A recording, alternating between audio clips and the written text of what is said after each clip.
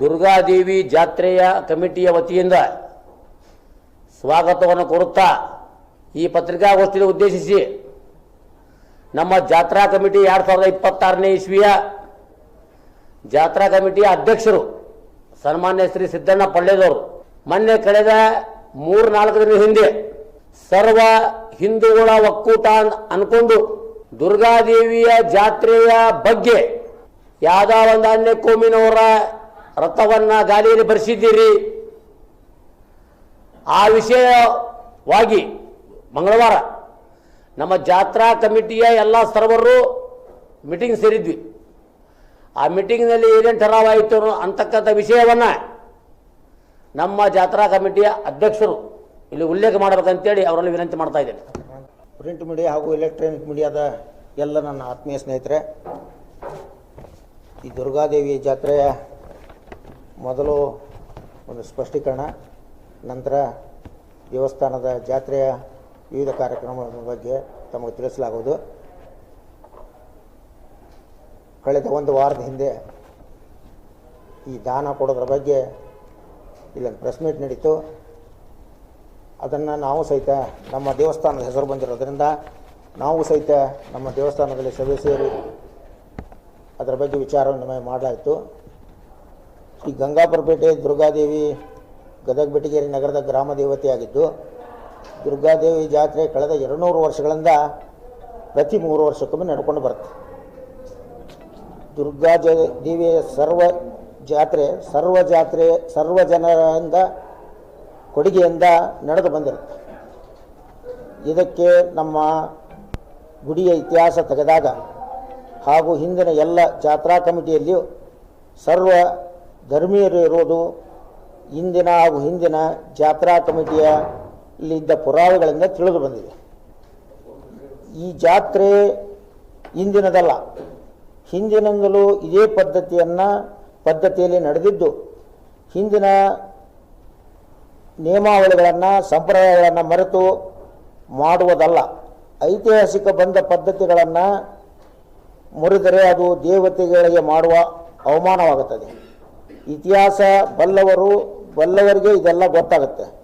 ಇತಿಹಾಸ ಅರಿವಿಲ್ಲದವರು ಇತಿಹಾಸ ಸೃಷ್ಟಿಸಲಾರರು.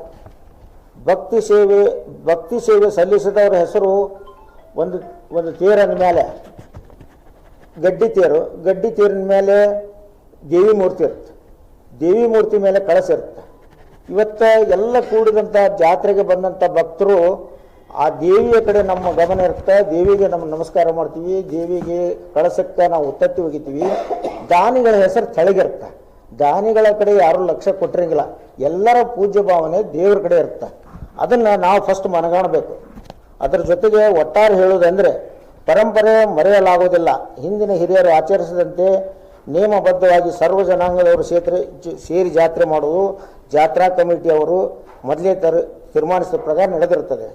ಇವತ್ತು ಎಲ್ಲ ಒಂದು ಗುತ್ತಿಗೆ ಹಿಡಿದ ಹಾಗೆ ಸರ್ವ ಜನರ ಧಾರ್ಮಿಕ ಭಾವನೆಗಳಿಗೆ ಕುಂದು ತರುವಂಥ ವ್ಯವಸ್ಥೆ ಗದಗ ಬೆಟಗೇರಿಯಲ್ಲಿ ನಡೆದಿದೆ. ನಾವು ಇದನ್ನು ಜಾತ್ರೆ ನಮಗೆ ಚೆನ್ನಾಗಿ ಆಗಬೇಕು, ಜಾತ್ರೆ 3 ವರ್ಷಕ್ಕೊಮ್ಮೆ ವೈಭವವಾಗಿ ನಡೀಬೇಕು ಅನ್ನೋ ನಿಟ್ಟಿನಲ್ಲಿ ನಾವು ಹೆಚ್ಚು ಜಾಗೃತರಾಗಿ ಕೆಲಸ ಮಾಡಕತ್ತೀವಿ.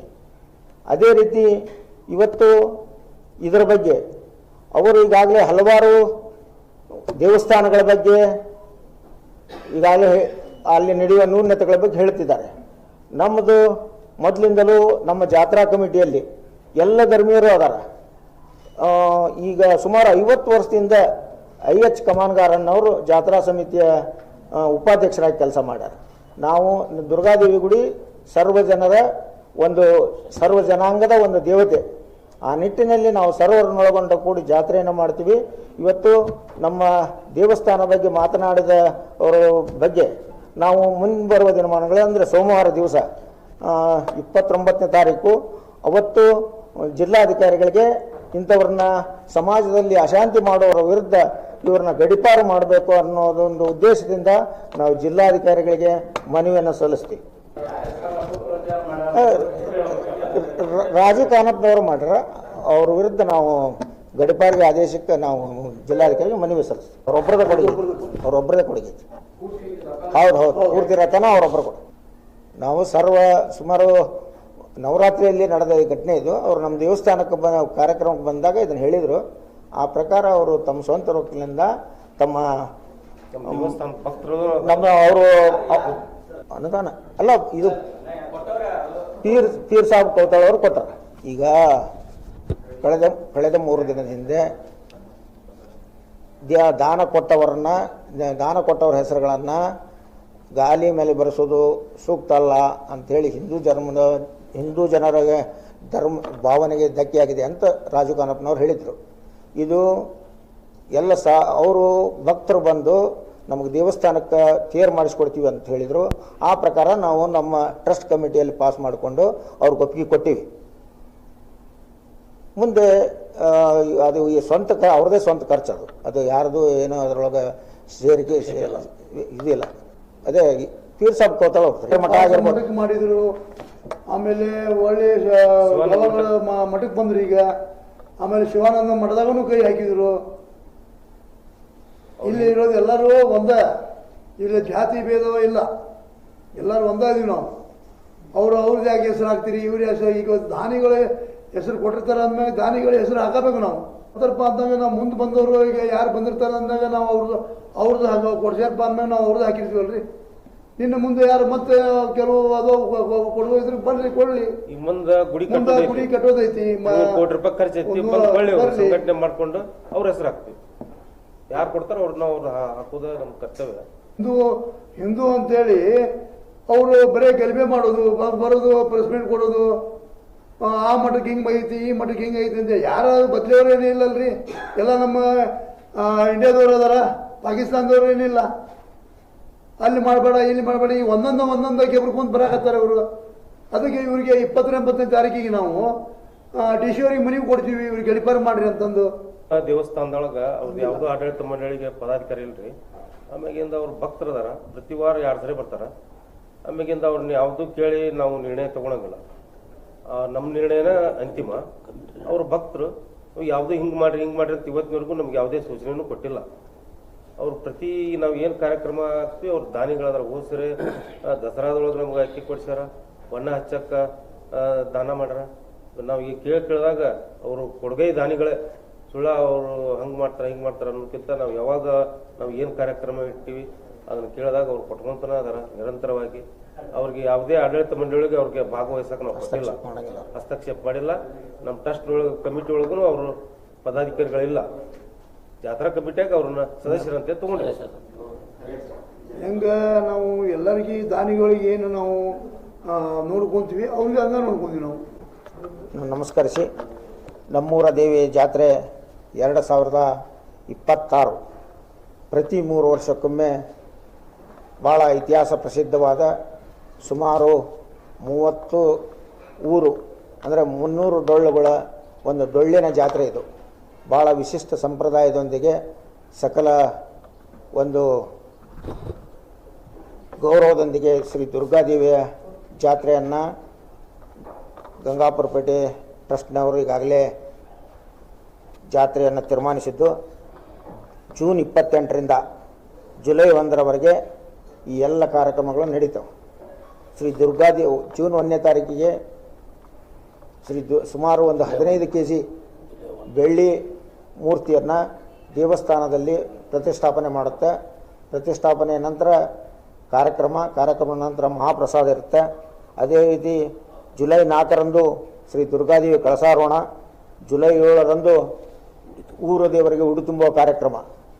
ಇದು ಭವ್ಯ ಮೆರವಣಿಗೆಯೊಂದಿಗೆ ಎಲ್ಲ ಡೊಳ್ಳುಗಳ ಮೇಳದ ಹಾಗೂ ಸಕಲ ವಾದ್ಯಗಳೊಂದಿಗೆ ಗದಗ ಬೆಟಗೇರಿ ನಗರದಲ್ಲಿ ವಿವಿಧ ಭಾಗದಲ್ಲಿ ಸಂಚರಿಸಿ ಊರು ದೇವರಿಗೆ ಉಡಿ ತುಂಬುವ ಕಾರ್ಯಕ್ರಮ ನಡೆಸಲಾಗುವುದು. ಅದೇ ರೀತಿ ಜುಲೈ 8ರಂದು ಮಹಾರಥೋತ್ಸವ, ಸಾಯಂಕಾಲ 5 ಗಂಟೆಗೆ ಮಹಾರಥೋತ್ಸವ ಹಾಗೂ ಜುಲೈ 9ರಂದು ಲಘು ರಥೋತ್ಸವ. 10ನೇ ತಾರೀಕು ಸುಮಾರು 20 ಜೊತೆಗಳ ಸಾಮೂಹಿಕ ವಿವಾಹ ಹಾಗೂ ಒಂದು 25,000 ಜನರಿಗೆ ಅನ್ನ ಸಂತರ್ಪಣೆ, ಬುಂದೆ, ಅನ್ನ ಹಾಗೂ ಬದ್ನಿಕಾಯಿ ಈ ಪ್ರಸಾದವನ್ನು ಎಲ್ಲ ಸುಮಾರು ಒಂದು 25,000 ಜನರಿಗೆ ವ್ಯವಸ್ಥೆ ಮಾಡಲಾಗುವುದು. ಅದೇ ರೀತಿ ತಾರೀಖು 10ರ ನಂತರ ಮನರಂಜನಾ ಕಾರ್ಯಕ್ರಮಗಳನ್ನು ನಡೆಯುವುದು. ಈಗಾಗಲೇ ಈ ಎಲ್ಲ ಕಾರ್ಯಕ್ರಮಗಳ ಆಮಂತ್ರಣ ಪತ್ರಿಕೆಯನ್ನು ತಮಗೆ ಮುಟ್ಟಿಸಲಾಗಿದ್ದು, ತಾವು ಸಹಿತ ಈ ಜಾತ್ರೆಗೆ ಒಂದು ಯಶಸ್ವಿಯಾಗಿ ನಡೆಯಲು ತಮ್ಮ ಸಹಾಯ ಸಹಕಾರ ಕೊಡೋದರೊಂದಿಗೆ ಈ ವಿಶೇಷ ಮೆರುಗು ಬರುವಂಥ ರೀತಿಯಲ್ಲಿ ತಾವು ಸಹಿತ ನಮಗೆ ಸಹಾಯ ಸಹಕಾರ ನಾವು ಪತ್ರಿಕೆ ಹಾಗೂ ಟಿ ವಿ ಮಾಧ್ಯಮಗಳ ಮೂಲಕ ಮಾಡಬೇಕು. ತಾವು ಸಹಿತ ಎಲ್ಲರೂ ಜಾತ್ರೆಗೆ ಆಗಮಿಸಿ ಜಾತ್ರೆಯಲ್ಲಿ ಪಾಲ್ಗೊಂಡು ಶ್ರೀ ದುರ್ಗಾದೇವಿ ಕೃಪೆಗೆ ಪಾತ್ರರಾಗಿ ಶ್ರೀ ದುರ್ಗಾದೇವಿ ತಮ್ಮೆಲ್ಲರಿಗೂ ಸಹಿತ ಸಕಲ ಸಂಪತ್ತುಗಳನ್ನು ನೀಡಲಿ ಅಂಥೇಳಿ ಆಶಿಸಿಕೊಂಡು ನೀವು ಹೆಚ್ಚಿನ ರೀತಿಯಲ್ಲಿ ನಮಗೆ ಸಹಕಾರ ಕೊಡಬೇಕು. ಪತ್ರಿಕೆ ಹಾಗೂ ಟಿ ವಿ ಮಾಧ್ಯಮಗಳ ಮೂಲಕ ಮಾಡಬೇಕು. ತಾವು ಸಹಿತ ಎಲ್ಲರೂ ಜಾತ್ರೆಗೆ ಆಗಮಿಸಿ ಜಾತ್ರೆಯಲ್ಲಿ ಪಾಲ್ಗೊಂಡು ಶ್ರೀ ದುರ್ಗಾದೇವಿ ಕೃಪೆಗೆ ಪಾತ್ರರಾಗಿ ಶ್ರೀ ದುರ್ಗಾದೇವಿ ತಮ್ಮೆಲ್ಲರಿಗೂ ಸಹಿತ ಸಕಲ ಸಂಪತ್ತುಗಳನ್ನು ನೀಡಲಿ ಅಂಥೇಳಿ ಆಶಿಸಿಕೊಂಡು ನೀವು ಹೆಚ್ಚಿನ ರೀತಿಯಲ್ಲಿ ನಮಗೆ ಸಹಕಾರ